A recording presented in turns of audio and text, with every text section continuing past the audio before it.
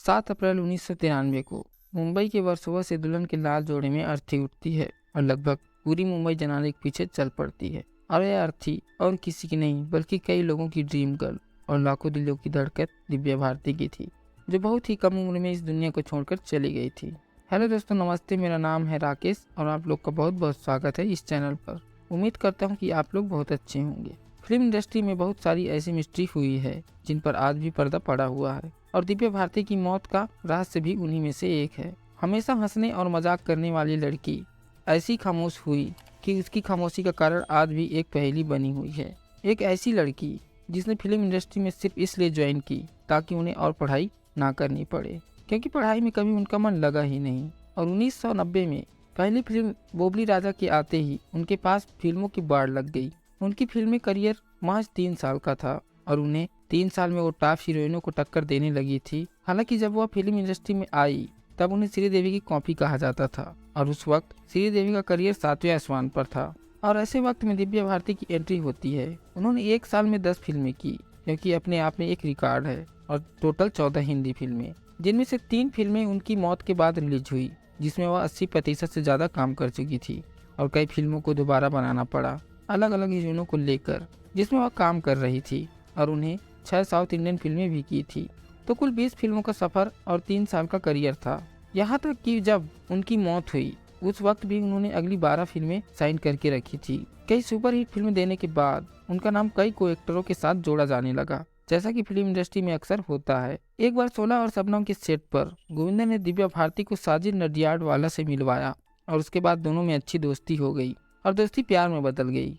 उसके बाद 10 मई 1992 को दोनों ने बड़ी ही खामोशी से शादी कर ली। ये शादी इस्लामिक तरीके से की गई। काजी ने निकाह पढ़वाया और दिव्या भारती ने इस्लाम कबूला और दिव्या भारती का नाम अब सना नडियाडवाला हो गया था। मगर इस शादी को छुपा कर रखा गया था, क्योंकि उस वक्त दिव्या भारती का करियर बुलंदी पर था और उन्हें डर था कि अगर यह बात सबको पता चली तो कहीं प्रोड्यूसर अपना हाथ खींच न लें, क्योंकि पहले अक्सर यह होता था कि शादी के बाद फैन फॉलोइंग उस तरह की नहीं होती थी जो शादी से पहले हुआ करती थी।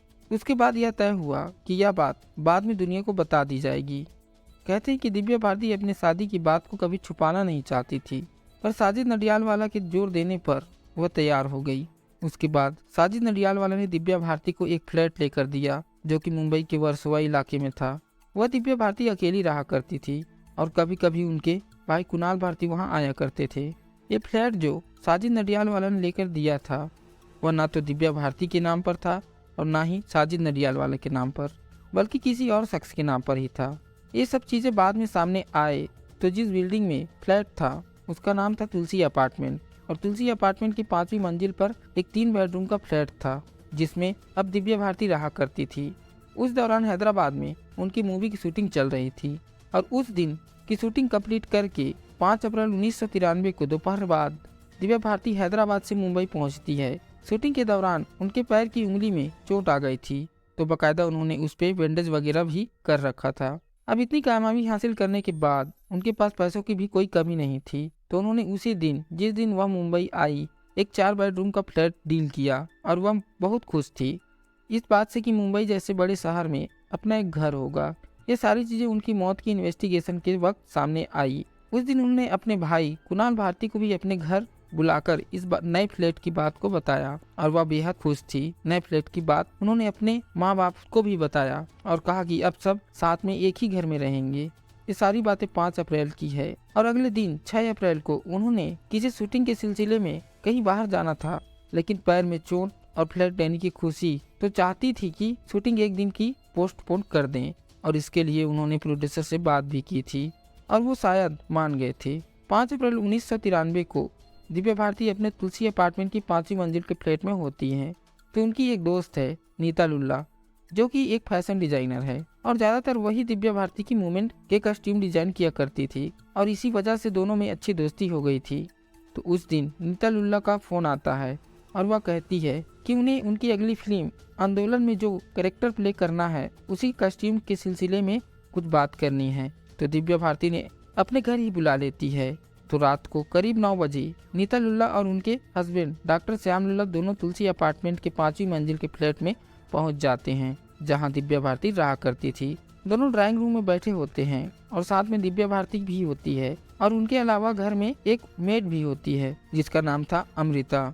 और यह बचपन से ही दिव्या भारती का ख्याल रखती आ रही थी, पहले माँ बाप के साथ ही जब दिव्या भारती फिल्म इंडस्ट्री में नहीं आई थी, और जब दिव्या भारती फिल्म इंडस्ट्री में आई तो ये मेड भी उन्हीं के साथ मुंबई आई और उनके साथ उसी अपार्टमेंट में रहने लगी। तो एक तरह से उसने दिव्या भारती को अपने बच्चे की तरह ही पाला था। और दिव्या भारती की मौत के ठीक 1 महीने बाद ही उस मेड की भी हार्ट अटैक से मौत हो गई। यह भी एक हैरान करने वाली बात है। तो घर में टोटल 4 लोग थे, नीतू लुल्ला और हस्बैंड श्याम लुल्ला, उनकी एक मेड अमृता और खुद दिव्या भारती। उसके बाद तीनों आपस में डिस्कशन करने लगे आने वाले फिल्म के कस्ट्यूम के बारे में और साथ में ड्रिंक भी चल रही थी। टेबल पर एक ब्लैक लेवल की बोतल थी और एक मॉरिस ब्रांड के रम थी। दिव्या भारती रम पी रही थी और दोनों हस्बैंड वाइफ ब्लैक लेवल की स्कॉच पी रहे थे और मेड किचन में स्नैक्स बना रही थी और खाना पीना और बात के साथ में चल रहा था। तो उस वक्त तुलसी अपार्टमेंट की 5वीं मंजिल के उस घर में टोटल 4 लोग थे।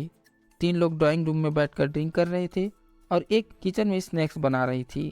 बीच बीच में दिव्या भारती अपनी मेड को आवाज लगाती है और स्नैक्स मंगाती है और ऐसा करते करते रात के करीब 11 बज गए और तब तक उन लोगों ने बहुत ज़्यादा ड्रिंक कर ली थी, स्पेशली दिव्या भारती ने। उसके बाद दिव्या भारती किचन में जाती है और उस पूरे तुलसी अपार्टमेंट में किचन के पास ही एक विंडो थी जिसमें कि लोहे की ग्रिल नहीं लगा हुआ था।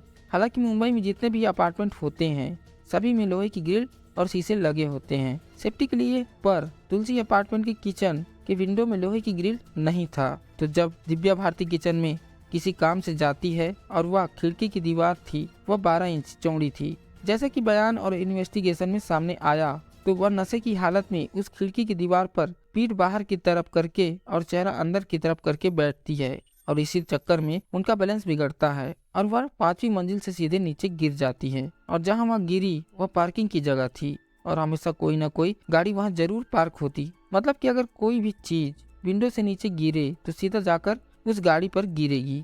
मगर 5 अप्रैल 1993 की रात को लगभग 11 बजे उस तुलसी अपार्टमेंट के पार्किंग लॉट में एक भी गाड़ी खड़ी नहीं थी।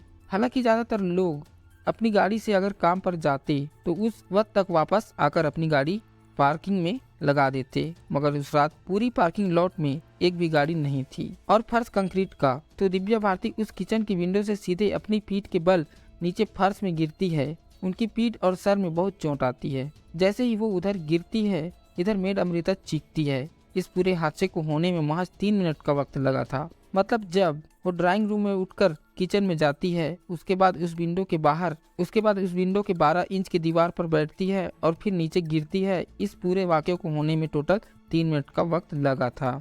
और इस दौरान दोनों मियाँ बीवी फैशन डिजाइनर नीता लुल्ला और उनके husband Shyam Lulla drawing room में बैठकर टीवी देख रहे थे और उसी में खोए हुए थे। और ड्रिंक के दौरान बीच में कई बार दिव्या भारती वहां से उठकर गई मगर फिर वापस आ गई, लेकिन इस बार जब वह जाती है तो नीचे गिर जाती है। और अब इसे इत्तेफाक कहें या साजिश कहें या हैरान कर देने वाली चीज कहें कि उस दिन वह एक भी गाड़ी पार्क नहीं थी। मेड के चीखने के बाद ये सारे लोग नीचे पहुंचते हैं और उसके बाद आसपास के पड़ोसी भी वहां पहुंच जाते हैं। उसके बाद दिव्या भारती को एक पास के कूपर हॉस्पिटल में ले जाया जाता है और तब तक दिव्या भारती की सांसें चल रही थी पर वह पूरी तरह लहूलुहान थी। हॉस्पिटल पहुंचती है और डॉक्टर चेक करते हैं तो पता चलता है कि उनकी मौत हो चुकी है। मतलब ऊपर से गिरने के बाद तो जिंदा थी पर जब हॉस्पिटल पहुंचती है तो उनकी मौत हो चुकी थी और डॉक्टर ने उन्हें ब्रॉडबैंड डिक्लेयर कर दिया था। इसके बाद इनकी मौत की खबर आग की तरह फैल जाती है। शुरुआत में तो किसी को यकीन नहीं हो रहा था कि इनकी मौत हो चुकी है, मगर धीरे धीरे सबको इस बात पर यकीन हो गया कि एक मशहूर अदाकारा अब उनके बीच नहीं रही।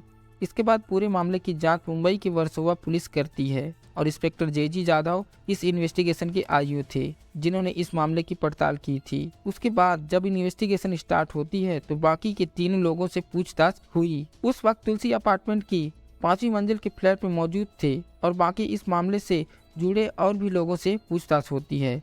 कूपर हॉस्पिटल के डॉक्टर ने इनके बॉडी का मुआयना किया था। उनका नाम था डॉक्टर त्रिपाठी और उन्होंने अपनी शुरुआती रिपोर्ट में एक अन्य नेचुरल डेथ कहकर अपनी रिपोर्ट को क्लोज कर दिया था। इस बात पर बाद में काफी बहस भी हुई क्योंकि इस रिपोर्ट में कोई ठोस कारण नहीं लिखा था।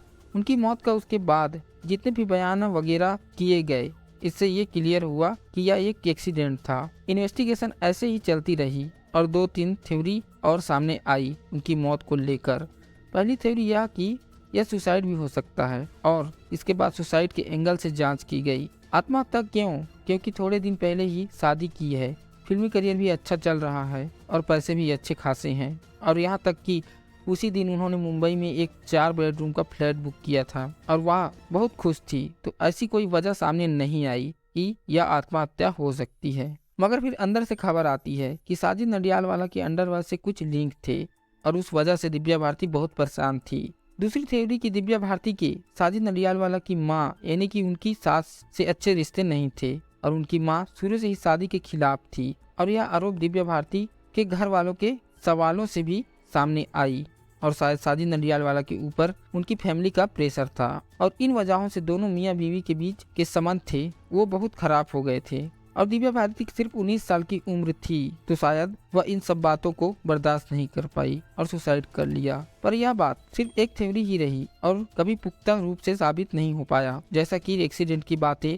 एक तीसरी थ्योरी। और एक थ्योरी ये भी आई कि मर्डर है या सुसाइड है, ना ही एक्सीडेंट, यह एक मर्डर है। अब सोचने वाली बात थी कि मर्डर क्यों, तो उसमें 2-3 चीजें सामने आई और यह बात पुलिस ने सामने रखी कि क्या साजिद नडियालवाला के अंडरवर्ल्ड से कोई कनेक्शन है और क्या अंडरवर्ल्ड की तरफ से साजिद नडियालवाला के द्वारा दिव्या भारती को किसी बात के लिए फोर्स किया गया था। क्योंकि जैसा कि आप जानते हैं कि फिल्म इंडस्ट्री में अंडरवर्ल्ड का कितना दखल होता है और दिव्या भारती ने इस बात को मानने से इनकार कर दिया। क्या साजिद नडियालवाला पर कोई फैमिली प्रेशर था? इस रिश्ते को लेकर उसका कोई असर नहीं पड़ा। अपनी फिल्म की शूटिंग के दौरान क्या दिव्या भारती के किसी और हीरो के साथ कोई अफेयर की बात आई और साजिद को यह बात पसंद नहीं आई? तो इन सभी पहलुओं को सामने रखकर पुलिस ने अपनी जांच की और काफी दिन तक साजिद नडियालवाला शक के दायरे में घिरे रहे। इसके अलावा एक बात और सामने आई कि जिस तुलसी अपार्टमेंट की 5वीं मंजिल के फ्लैट के किचन की विंडो में गिरकर दिव्या भारती की मौत हुई, उस विंडो में एक ऑटो स्टॉपर लगा हुआ था सेफ्टी के लिए,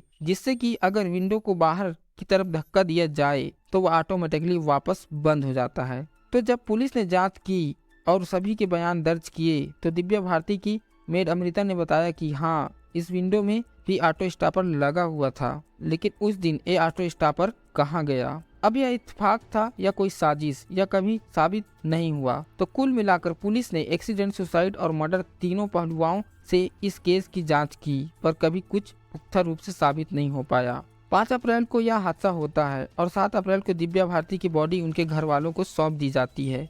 उसके बाद उनका अंतिम संस्कार किया जाता है। 1993 से लेकर 1998 तक पुलिस इस केस की जांच करती है, जिसमें सैकड़ों लोगों से बात की जाती है, कई को एक्टर से पूछताछ की जाती है, जिसने पोस्टमार्टम किया था उससे भी बातचीत की जाती है और उसमें भी उनकी बॉडी में अल्कोहल की मात्रा बहुत ज्यादा पाई जाती है। तो बेहद नशे की हालत में दिव्या भारती उस विंडो से गिरी या गिराई गई, इसे कभी साबित नहीं किया जा सका और कोई विटनेस भी इस बात का कभी सामने नहीं आया। तो कुल मिलाकर सारी इन्वेस्टिगेशन और रिपोर्ट देखने के बाद पुलिस ने अपने आखिरी रिपोर्ट में कहा कि दिव्या भारती की मौत एक्सीडेंटल मौत थी। बेहद नशे की हालत में ऊंचाई से गिरने की वजह से उनकी मौत हुई। उस दीवार में बैठते वक्त वह अपना बैलेंस नहीं बना सकी और नीचे गिर गई और उनकी मौत हो गई। ऐसा कहकर पुलिस ने दिव्या भारती की मौत के 5 साल बाद इस केस को बंद कर दिया और आज भी इस केस का यही स्टेटस यही है।